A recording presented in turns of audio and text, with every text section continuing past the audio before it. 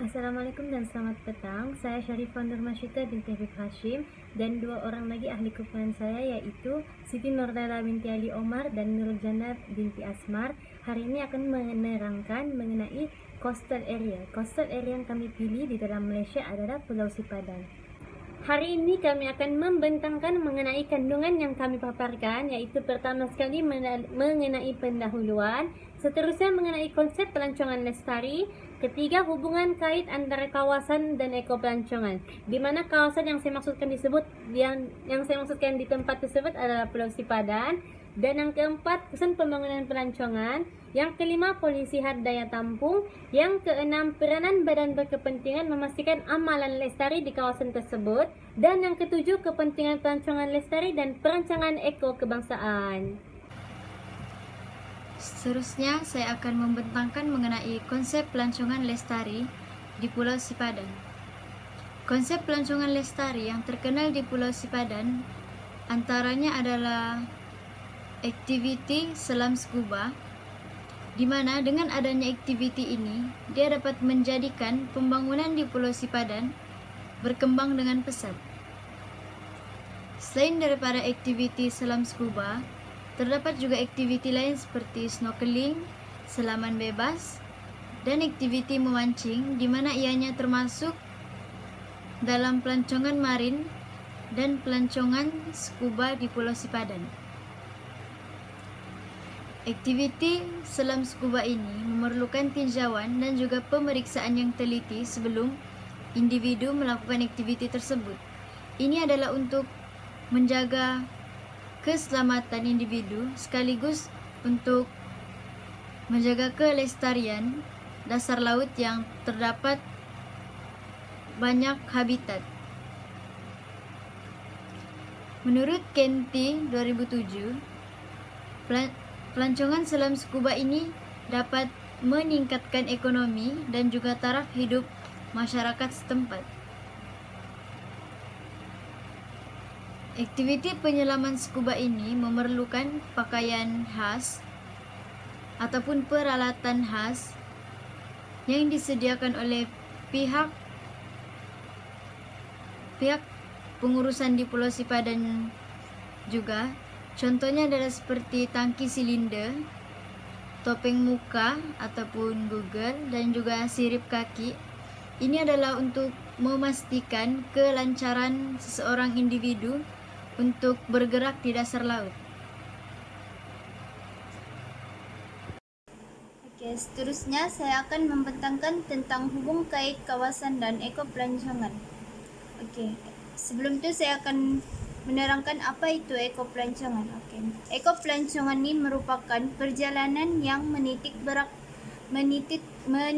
beratkan alam sekitar dan kawasan semula jadi. Ianya adalah tujuan untuk memberikan pembelajaran, menikmati dan mengkaji mengenai alam semula jadi atau maritim, dan justru melibatkan penduduk setempat sebuah kawasan. Dan ianya juga melibatkan budaya setempat yang telah diterapkan di kawasan tersebut. Masuk kepada hubung kait di kawasan yang telah kami pilih, yaitu Pulau Sipadan, di mana Pulau Sipadan merupakan salah satu tempat yang berasaskan pelancongan alam semula jadi, di mana dia mempunyai ekosistem yang perlu dijaga di kawasan itu, dan juga dilengkapkan dengan aktiviti pelancongan seperti penyelaman dan snorkeling. Di pulau ini juga dia menawarkan pembelajaran yang berkaitan dengan alam semula jadi dan lebih berasaskan kepada hidupan marin, di mana setiap penyelam yang menyelam di sana akan mempelajari dan mengetahui spesies marin yang ada di tempat tersebut. Seterusnya beralih kepada kesan pembangunan pelancongan, di mana kesan pembangunan pelancongan di Pulau Sipadan dapat dinilai daripada dua aspek utama yang akan saya kedepankan. Pertama sekali adalah daripada aspek ekonomi, dan yang kedua adalah daripada aspek persekitaran. Di dalam aspek ekonomi, di dalam sudut positif, kita dapat lihat perubahan kerja ataupun industri yang diceburi. melalui perubahan pekerjaan yang dilakukan oleh penduduk setempat, di mana sekiranya sebelum ini mereka lebih bergiat aktif dalam bercucuk tanam dan memancing, tetapi dengan adanya industri pelancongan, mereka memberanikan diri untuk menukar pekerjaan kepada pekerjaan yang lebih stabil dengan menjadi pekerja-pekerja di dalam industri pelancongan yang ditawarkan seperti pemandu pelancong, penjaga kaunter hadapan, tour guide, dan banyak lagi. Yang kedua pula, peningkatan infrastruktur kawasan setempat daripada aspek internet dan juga kemudahan asas, di mana secara amnya kita ketahui kawasan pedalaman sangat sukar mendapatkan akses internet yang lancar. Tetapi dengan adanya produk pelancongan yang akan dibangunkan, pihak atasan akan mencari alternatif lain untuk memantaskan akses internet di kawasan tersebut. Secara tidak langsung, kemudahan-kemudahan awam yang diperlukan oleh pelancong dan penduduk setempat akan ditambah dari masa ke semasa. Seterusnya, membuka lebih banyak peluang pekerjaan melalui penglibatan penduduk setempat untuk menjadi salah satu daripada mereka dalam melancarkan produk ataupun perkhidmatan produk pelancongan tersebut. Dan akhir sekali Pulau Sipadan semakin dikenali melalui populariti yang dikecapi Pulau Sipadan. Secara tidak langsung ia akan mempengaruhi jumlah pelancong yang akan berkunjung ke kawasan tersebut.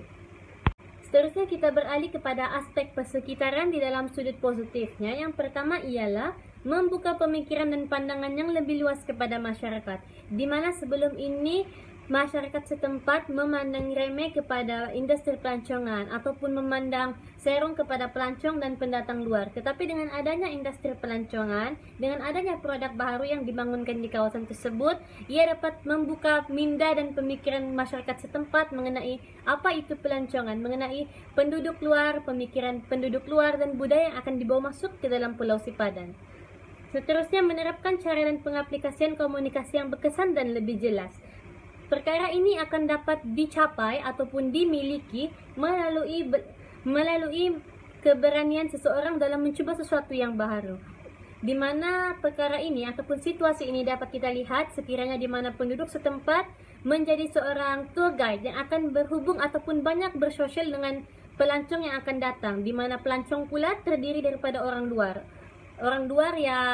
yang boleh jadi sebagai warga negara, boleh jadi juga yang bukan warga negara. Dan perkara ini akan dapat dipelajari oleh individu yang menjadi tour guide tersebut untuk mencuba sesuatu yang baru luar daripada kemampuan ataupun luar daripada kebiasaannya. Dan yang ketiga, menghasilkan perkhidmatan yang berkualiti kepada pelancong. Penduduk setempat juga dapat belajar ataupun mencuba sesuatu yang baru dengan menghasilkan perkhidmatan yang berkualiti kepada pelancong, yaitu dengan memberikan servis, layanan ataupun produk yang terbaik kepada pelancong.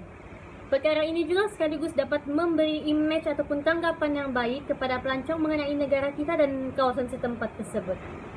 Namun, tidak dinafikan terdapat juga impak negatif yang akan diterima oleh penduduk setempat ataupun kawasan setempat melalui aspek persekitaran di dalam kesan pembangunan pelancongan di Pulau Sipadan. Yang pertama sekali ialah penduduk setempat akan berasa kurang selesa. Perkara ini akan dapat dirasai atau akan dilalui oleh penduduk setempat pada fasa pertama pemulaan pembangunan pelancongan tersebut dijalankan. Kerana pada fasa ini mereka akan melalui perkara-perkara yang berada di luar kebiasaan mereka. Dan yang kedua, alam semula jadi akan terancam disebabkan sikap kurang peduli sesetengah pelancong.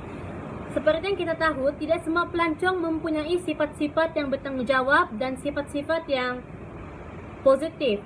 Ada sesetengah pelancong yang bersifat sambil lewa dan tidak peduli dengan membuang sampah, menangkap hidupan marine dan menggunakan bahan-bahan bahaya. Contohnya dengan penggunaan sunscreen, yaitu salah satu skincare yang amat penting dalam daily routine, tetapi dapat memberi kesan yang bahaya kepada hidupan marine sekiranya bahan-bahan yang digunakan adalah bahan-bahan bahaya dan terlarang. Seterusnya adalah hak daya tampung di Pulau Sipadan. Yang pertama adalah di mana hanya 150 orang sahaja dibenarkan menyelam dalam masa 1 hari. Ini bermaksud pada hari tersebut maksimum bilangan orang yang boleh menyelam ke dasar laut hanya 150 orang. Selain itu, jadwal menyelam juga disediakan dan juga ditetapkan oleh pengurus package dengan kerjasama pihak pengurusan di Pulau Sipadan. Maksudnya, jadwal penyelaman di Pulau Sipadan tersebut ditetapkan oleh pengurus package yang menyediakan package aktiviti penyelaman scuba dengan kerjasama pihak pengurusan di Pulau Sipadan itu sendiri. Peralatan yang disediakan untuk melakukan aktiviti penyelaman scuba adalah disediakan dan juga individu tidak boleh membawa peralatan sendiri. Dilarang untuk membawa peralatan sendiri. Ini kerana peralatan telah disediakan oleh pihak pengurusan sendiri, tetapi dalam jumlah yang terhad. Selain itu, tempo penyelaman juga ditetapkan untuk memastikan individu tidak berada terlalu lama di dasar laut untuk untuk menjaga keselamatan individu tersebut, sekaligus untuk memastikan habitat di dasar laut sentiasa terjaga. Terdapat dua badan yang bertanggung jawab kepada Pulau Sipadan, iaitu Sabah Economic Development and Investment Authority, dalam singkatannya SEDIA, dan Kementerian Pelancongan Malaysia. Peranan SEDIA ini adalah di mana mereka akan meletakkan tanggungjawab utama untuk merancang, mengkoordinasikan dan mempromosi perkembangan SDC, di mana SDC itu adalah Sabah Development Corridor. Mereka juga berperanan untuk mempromosikan dan memasarkan SDC sebagai lokasi perniagaan dan pelaburan yang menarik. Yang ketiga, mereka juga akan mengeluarkan dana yang diterima daripada kerajaan atau kerajaan persekutuan untuk SDC kepada entiti kerajaan pelaksanaan yang berkenaan. Seterusnya, masuk kepada peranan Kementerian Pelancongan Malaysia.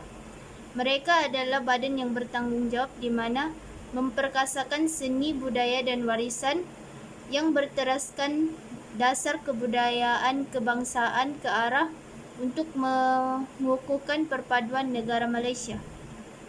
Kedua, mereka bertanggung jawab bagi meningkatkan kerjasama di antara penggiat sektor pelancongan dan kebudayaan untuk menjadikan Malaysia sebagai sebuah destinasi yang terpilih di serata dunia.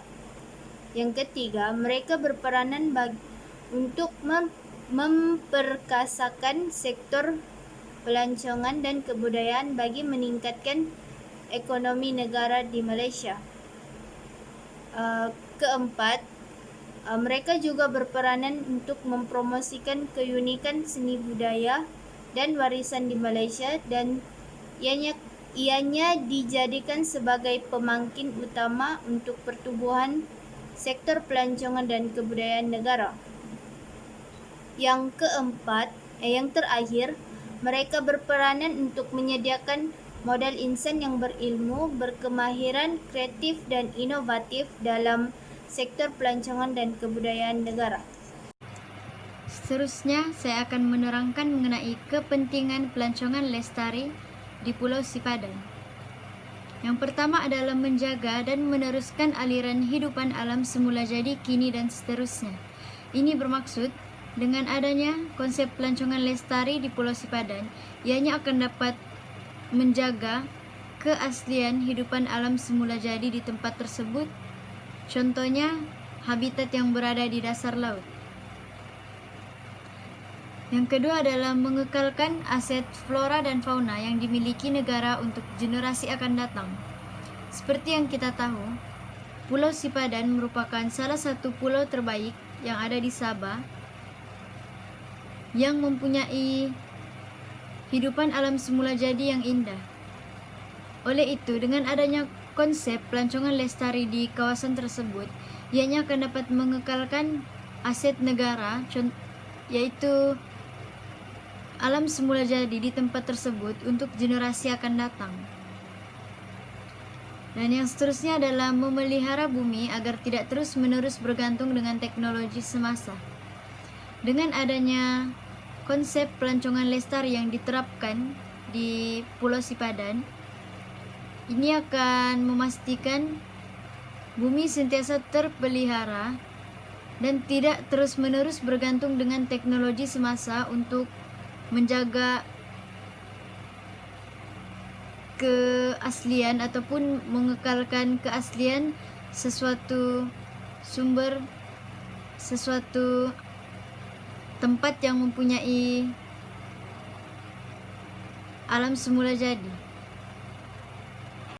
Seterusnya, kepentingan pelancongan lestari yang keempat adalah mengamalkan konsep hijau dalam amalan pelancongan, di mana setiap aktiviti pelancongan perlulah mengamalkan penjagaan alam sekitar agar di sesebuah kawasan itu dapat dijaga dan tidak mengganggu ekosistem yang ada di sesebuah tempat tersebut. Yang kelima, menjadikan sumber daripada alam semula jadi adalah sebagai satu alat penggerak ekonomi negara dan penduduk setempat, di mana ianya dimaksudkan dengan penduduk setempat menggunakan atau memanfaatkan sumber alam semula jadi yang ada di tempat mereka sebagai penggerak ekonomi setempat dan justru dapat meningkatkan ekonomi negara di tempat tersebut. Okey. Yang terakhir, berikan kesedaran kepada masyarakat